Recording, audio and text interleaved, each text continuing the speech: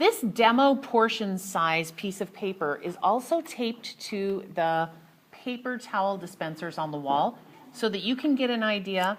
Today is one of the few days you're going to be using the paint palettes, because I have found that when you guys pour paint, it's hard to pour very small amounts, and we end up throwing so much away down the drain, and it takes a long time to clean. So today I just want you to use the paint palettes as I'm describing it, and then Monday we'll do something different. So on the white, you need about the size of a nickel. For the pure color, someone poured it earlier and left it, you need about the size of a dime. I poured some back. And then for the black color, all that is necessary is a pea size amount. And you can work inside these cups to mix.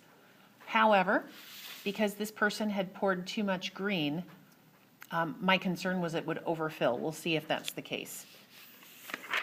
I'm going to start with the pure color, just to get some of this green out of there. And I'm going to put it right here in number 3. Mitchell, would you bring me a handful of paper towel? It will save you a lot of time today if you use paper towel to clean your brush instead of using a clean water cup, which would thin this paint down even more. Today's the only day I'm going to give you this tempera paint because it is the worst quality thin smeary paint I've ever seen, and this is just a practice project. Thanks, man. And since this is just a practice project, we're going to get rid of it. And Monday you'll use real acrylic paints. So there's my 3 straight up green. Now what I'm going to do is I wiped my brush off in the paper towel, just like he did, and I kind of pinched it out clean. I'm going to take a little bit of this green, say about that much, and I'm going to take it and mix it into the white. My goal is to get my first tint, and it should be very pale. Because I'm only painting one cell this color, in a moment I'm going to use the same pot of color and put more green in it to get a number 2. You will find that this paint is very, very distressing because of its low quality. Just do the best that you can. And now that I've got the paint distributed, if you want to, take that paintbrush, wrap it around some paper towel around it, and gently squeeze out that excess paint. One of the things that people tend to do is they get white in the green, and that mucks up your pure color. Rather than getting white in the green, clean off that brush, take some more green paint, put it in the pastel, and get it a light green somewhere between value number 1 and value number 2. So now I have somewhere between value 1 and 2.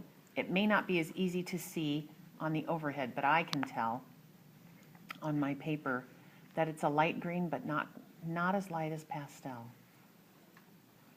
Do I have questions at this point? Why is your projector like weird? My projector does not have the same speed per second of frame as real life, and that is very frustrating, but we just make do. I just cleaned my brush off again by squeezing it through the paper towel, and I'm just going to pick up 1 dot of black, and that's why I don't need very much black. You don't need to squeeze much into your paint palette. I'm going to come over here to the green. This is the pure green, and mix this in. Mix it in so that it is all the way through. And now I'm going to have a darker green. If you don't feel like, and I can't see much of a difference, I'm going to pick up just a little bit more. That's better. It's going to look a little mossy now. And then the last thing I'm going to do, because I know I'm not using this number 4 value, and we're going to talk about those numbers a lot, I'm going to pick up the rest of the black, mix it into the rest of the green, and I'll have a number 5.